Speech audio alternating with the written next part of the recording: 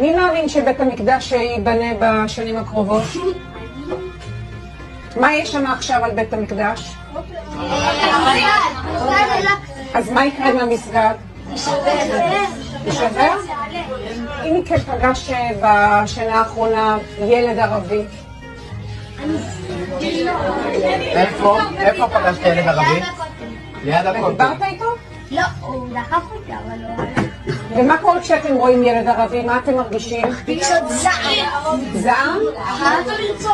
כשאתם חושבים על ירושלים בעוד 10 שנים. כולם חרדים? לא כולם חרדים, ערבים חלק...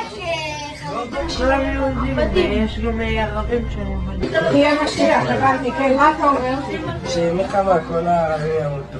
וחלק מהם יהיו עבדים. איבדת את כל הסיכון שלך. תודה רבה. תודה רבה. תמשיכו להצליח ולראות כאן